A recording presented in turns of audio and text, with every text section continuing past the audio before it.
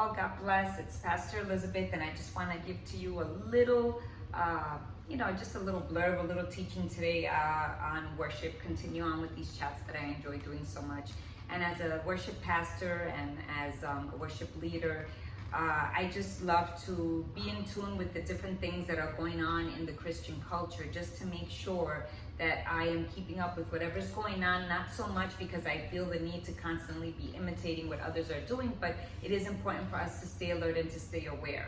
And one of those things that I have been seeing in Christian culture, in different, whether it be big churches, mega churches, regular churches, medium size, whatever it is, it really doesn't matter at this point, but it's being seen out there, is just different practices that seem like just are not backed up by biblical backing. Let's just put it that way. And it just seems that it's things that are being adapted from secular world, secular life, secular music, secular culture, secular movies, and just different chanting, different things that are going on that just seem a little strange. And basically that's what the title is today, Strange Fire. And we just have to be very careful as Christians, as people of God, to make sure that everything that we watch, whether it be from well-known people or not, we have to make sure that everything gets measured with the Word of God, because that is our ruler, that is our measure. That is where we can go back to and say, hey, wait a minute, you know what, that seems a little strange, that seems a little off.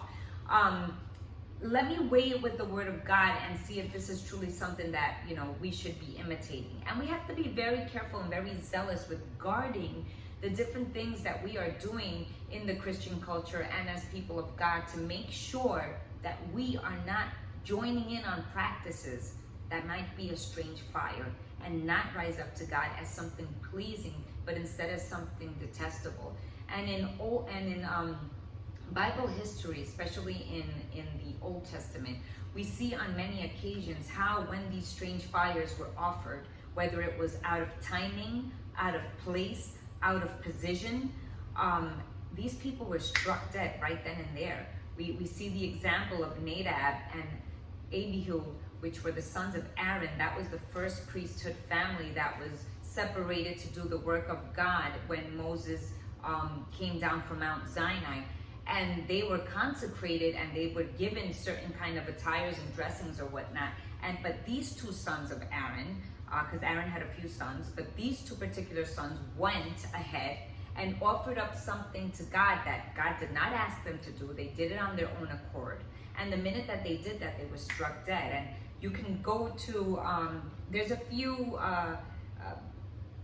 parts in the Bible where you can read this story, but you can look it up. The one that I have is in Numbers 3, and you can read that full chapter. I encourage you to, and to just dig into the history a little bit more, but you can read that from Numbers 3, 1-6, and also verse 10. But let me read it from 4, where it says, Nadab and Abihu, however, died before the Lord when they made an offering when unauthorized fire before him in the desert of Sinai. And they had no sons, right? And then it says here that then Eleazar and Ithamar served as priests during the lifetime of their father Aaron. So they kind of took in on those positions. And then in verse 10 it says, appoint Aaron and his sons to serve as priests. Anyone else who approaches the sanctuary is to be put to death. And then here is where in the Bible history you start then seeing that whenever any man came before the presence of God to perform a priesthood duty that was not authorized by God, or it was done out of place or out of position, let's say if it was somebody that was not a priest in the priesthood line that hadn't been consecrated, that's when they were just, struck dead right then and there. And so there's a few accounts of that. You see when King Saul usurped the position of the prophet Samuel to come before the presence of God and offer sacrifices before going to war. And from that time on, the Spirit of God came off of him, and a spirit of torment just kept tormenting him during the course of his life. And then you see in the account when Uzzah tried to uphold the ark when they were moving it, when the priests were moving it, but because he put his hand where he shouldn't have, out of place, he was struck dead at that moment too.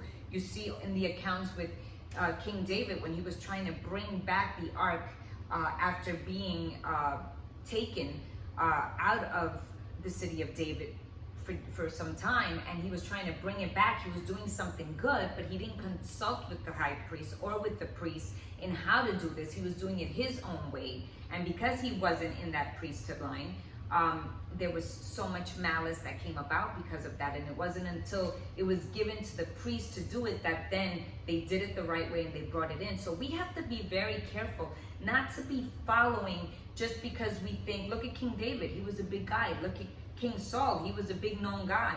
Look at the sons of Aaron, they were known people. So all of these guys that I'm talking to you about were people in well-known positions. They were respected. They were people that people look to. And so I'm saying all of that just so that you and I can be very careful that even though multitudes might be following certain movements and doing certain things, well-known churches and mega churches and well-known pastors and preachers, if you're seeing something that seems like a strange fire to you, I just encourage you that if you're quickened in your spirit, if you're prompted, if you're indignant in your spirit, if something just seems off, I encourage you to get in the Word and make sure that whatever that is going on is not something that's being imitated or taken out from secular world, but it is something that's coming out from the Word of God, that the Word of God can give it backing. And let's also remember that we no longer live in the Old Testament. We now live by grace. So a lot of these rituals and things that are being done, we have to be very careful with these kinds of movements that are going on, because right now we have grace and we have God, and there is nothing, no object on this earth, whether it be a staff or whether it be some kind of a water from a holy river, or whether it be some kind of a cloth that was blessed by someone.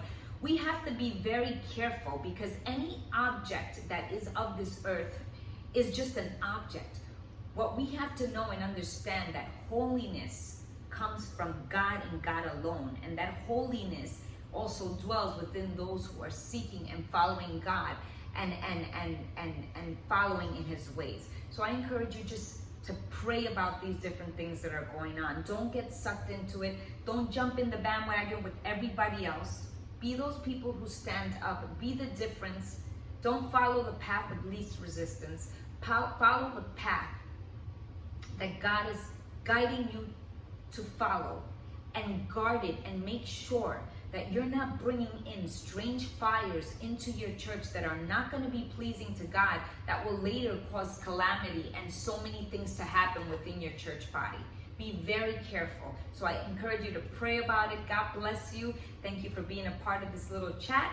And I encourage you to join me next week as we continue to talk about subjects that are going on in the Christian culture and just in worship, period.